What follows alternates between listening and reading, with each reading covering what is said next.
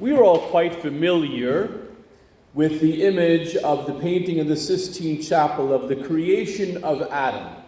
If you've been to the Sistine Chapel, you get to the dead center and you look up, and there you have God the Father reaching his finger out to Adam, and Adam's finger kind of like this.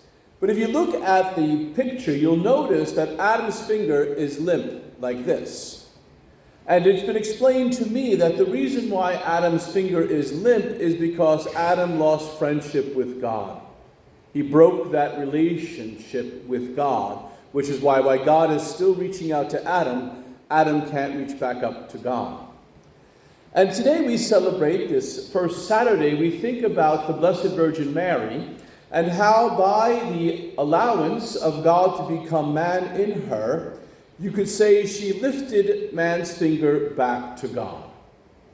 Because she is the Immaculate Conception, she has no stain of sin within her, graced by God beyond imagination, she gave God that permission to become man, and so God enters in our world so that he might restore that friendship with us. But unlike the state of original justice where we're just touching the finger of God, in the beautiful gift of Our Lady's yes, giving God that permission to become man, you could say God goes from here to here. Because God enters into our world as one of us through the Blessed Virgin Mary. The most powerful words ever spoken by any human person ever in the history of humanity were two simple words: fiat mihi. Let it be done unto me. They were spoken by the Blessed Virgin Mary after the Annunciation of the angel to Our Lady, when it was announced to her that she would become the Mother of God. And she ends this conversation with Gabriel by saying, I am the handmaid of the Lord, fiat mihi. Let it be done unto me, according to your word. We have to be careful in that we don't relegate the Blessed Virgin Mary's role simply as to a functional role. Motherhood is a relationship, not a function. Right? Some people, particularly non-Catholics, look at the Blessed Virgin Mary and her motherhood with Jesus Christ as a functional role. She gave God permission to become man. God was born of her in the stable. She raised him till he was 30, then he had nothing more to do with her because she was grown up. Her function was over. And unfortunately, that is the view of most Protestants, and it is the view of many Catholics today who see Mary's motherhood as a functionary role and not a relationship role. You could say, oh, well, God became man through her, God took up a human nature through her, and then he became man and so forth, lived among us, and then gave his life. Pure functionary. When in fact, when God became man in the Blessed Virgin Mary, he formed a relationship with her. You know, the evangelicals are often telling us that we need to have a personal relationship with Jesus Christ. Well, if we have personal relationships with Jesus Christ, well, then each of us have a personal relationship with Jesus Christ. And each of our personal relationships will be different because each of us are different persons. Jesus is the same, but he has different relationships with each person because he treats us not as a generalization of a people, but he treats us as individuals. And so each person has an individual relationship. Just like Peter's relationship with Jesus was much different than John's. Right? At the Last Supper, when Peter wants to know who's going to betray our Lord, he motions to John, and John, the teenager, is the only one who is so close to Jesus that he can cuddle up next to him and lay his head on Jesus' chest and ask him, who will betray you? Right? Peter knew John's relationship with Jesus was that much more closer, and Peter could say to John, no ask. Right? Because he had a personal relationship.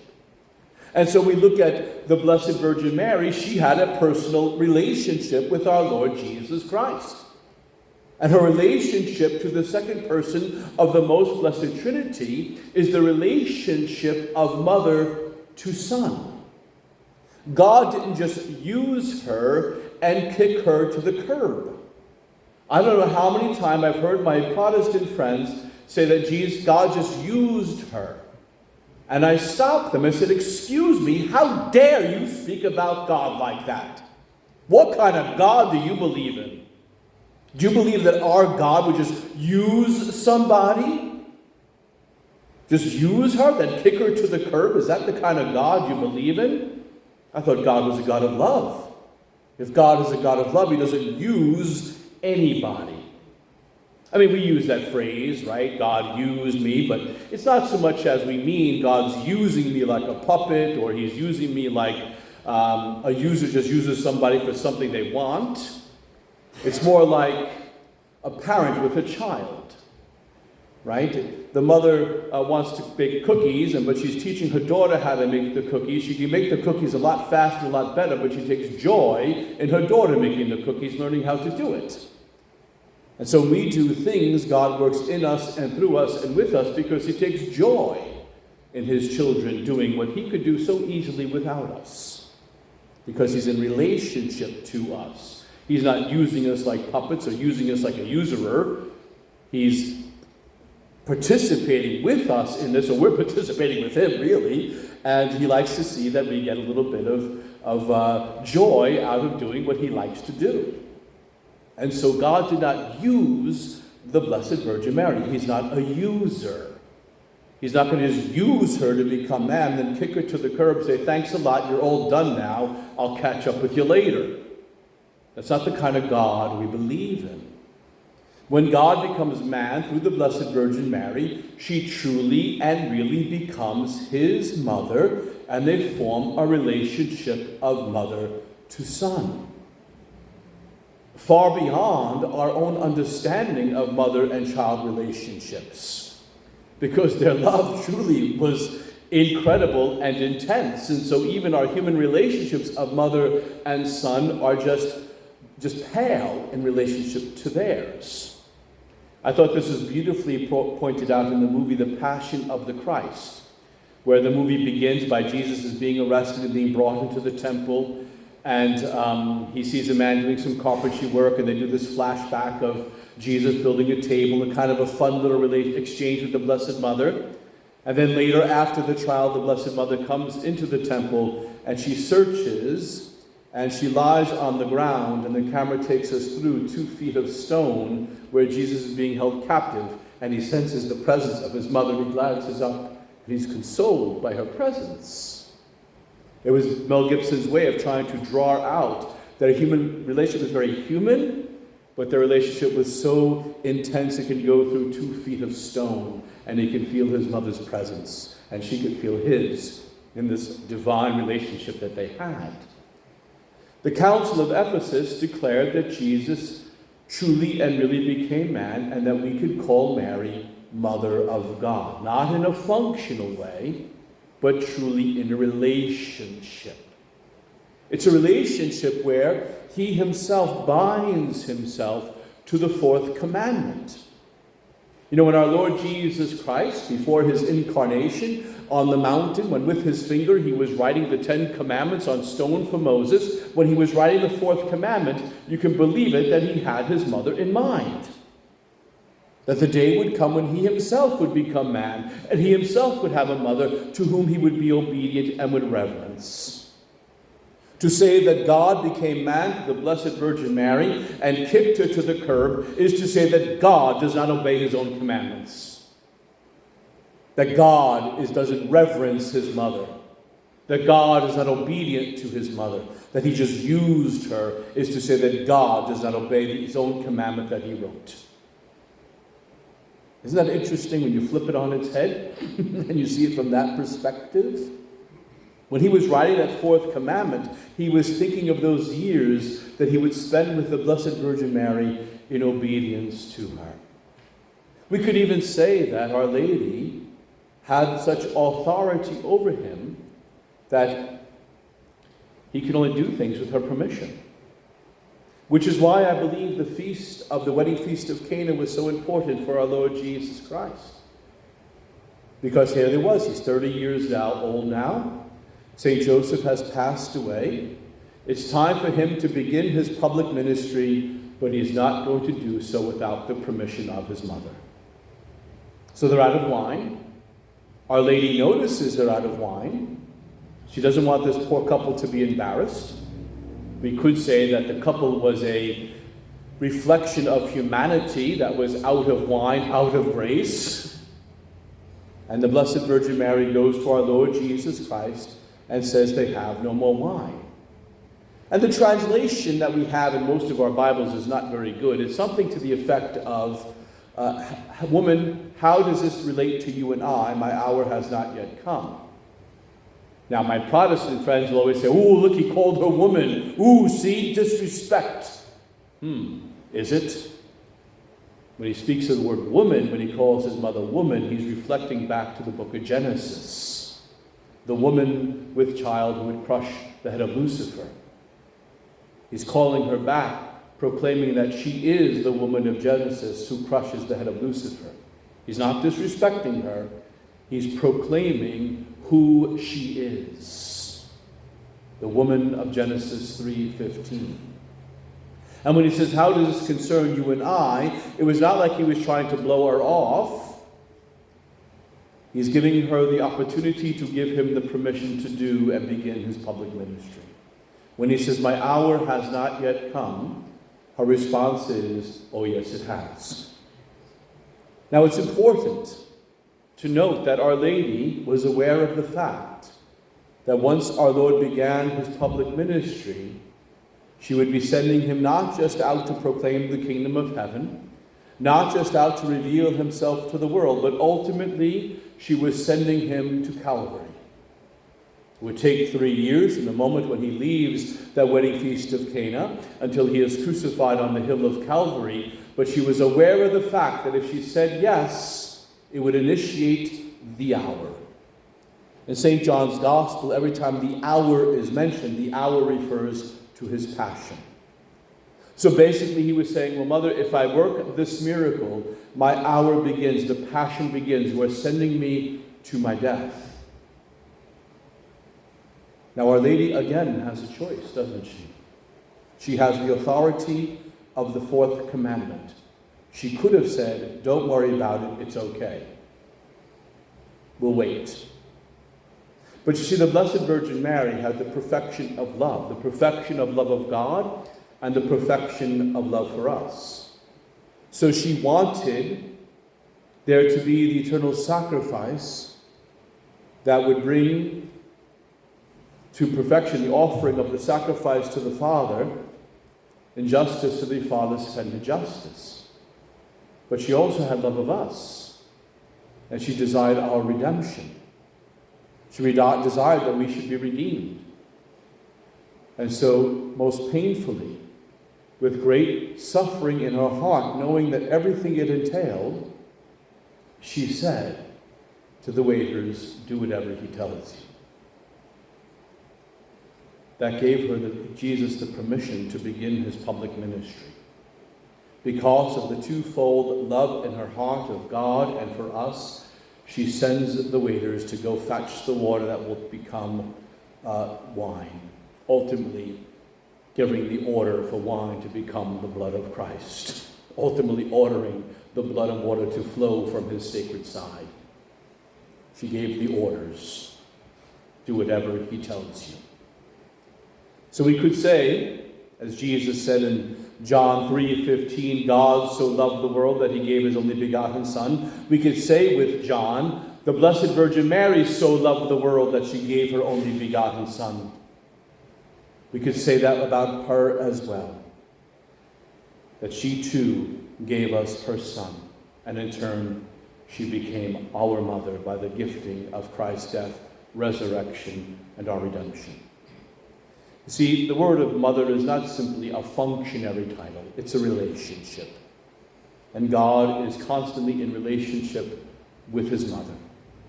Although he pre-existed her in his divinity, he enters into her womb and becomes her mother in time.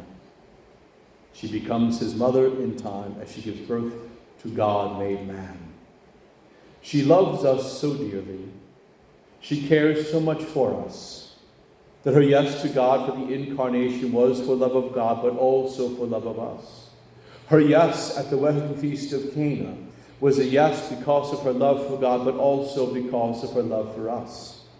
That yes had to continue all the way through until the end of the Good Friday. That yes to the Passion had to be every day for her.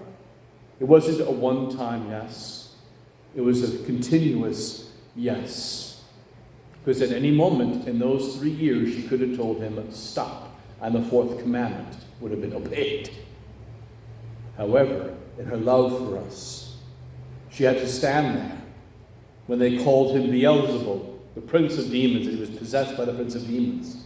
She had to stand there while several times they tried to stone him. Stand there quietly as they said all kinds of things about him. Tried to arrest him several times. He escaped their grasp. She had to stand there amidst all of her people when the leaders of her religion were calling him a heretic and a blasphemer. She had to stand there and listen to the head of her religion cry out, "We have no king but Caesar," as her son, the King of Kings, stood there next to Pilate. She stood there at the foot of the cross as he was offered and sacrificed for us. But she wasn't standing there as simply somebody who just stood on the side. She was actively participating in the Passion. In her continuous yes, she was offering on the altar of her heart the same sacrifice of Jesus to the Father. She was offering to God the Father her Son. She was offering to God the Father her sufferings in union with those of her Son.